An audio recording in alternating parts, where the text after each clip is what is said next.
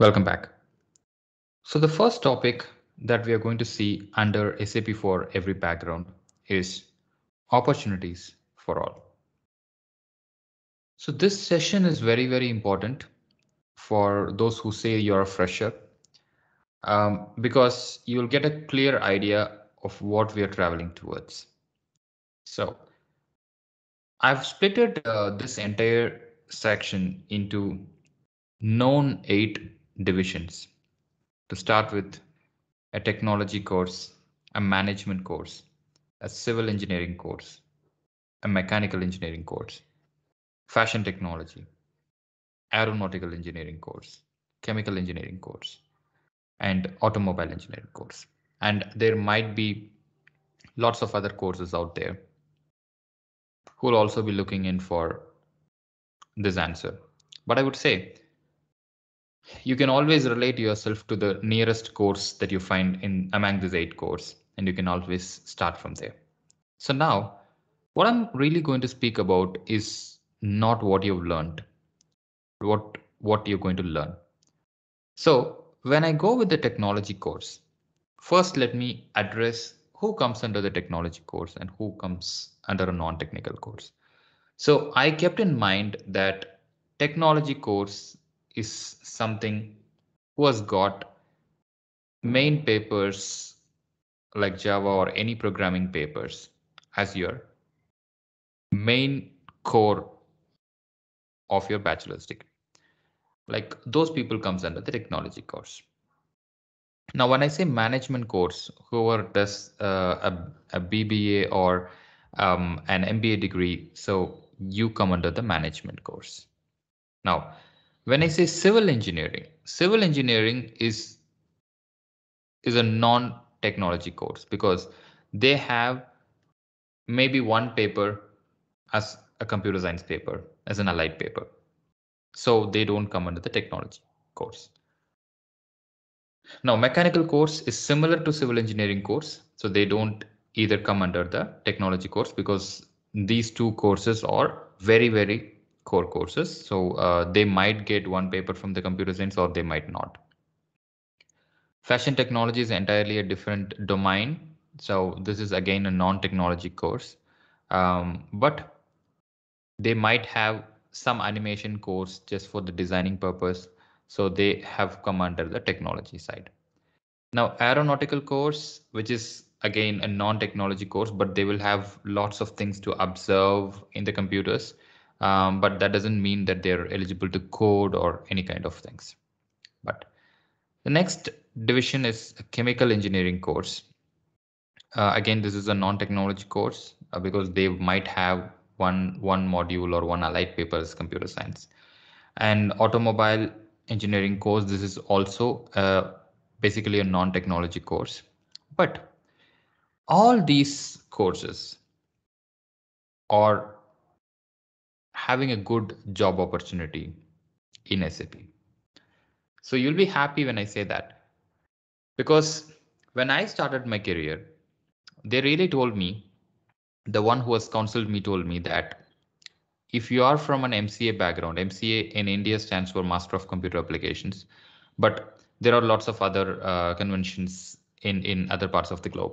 So when I started my career, when I went for a counseling, they blindly told me, Ashik, you have to go with a technology course, right? Because you have completed MCA as a background. Okay. One of my friend came with me and he is into MBA. And they said like, no, for you, the technology course won't suit.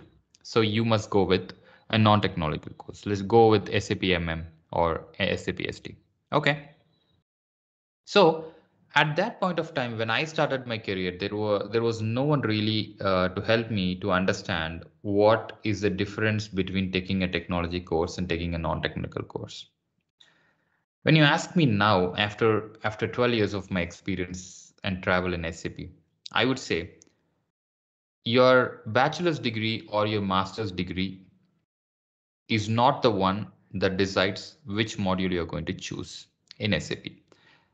So if you get a relief, I would say your bachelor's and master's degree is just an eligibility to enter into the SAP job. That's it. So what you're going to learn here.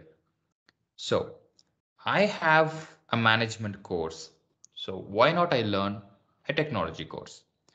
Because I have I have I have management degree at my back, but my true passion is to code. Yeah, you can. You can take a technology course and you can learn. Okay. Now the same question is asked to a technology guy, like, hey, I want to take some non-technical course because I don't like to code. Yeah, you're free to go and take it up.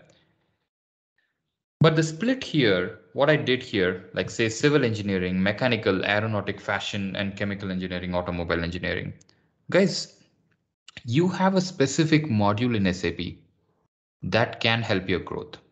Like if you really want to stick with chemical engineering, you can do that because we have a separate industry, a module in SAP for chemical engineering.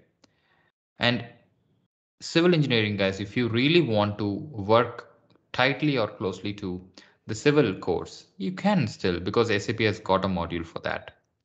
And I don't see a mechanical engineering module, but again, you can closely relate to whatever is near to you.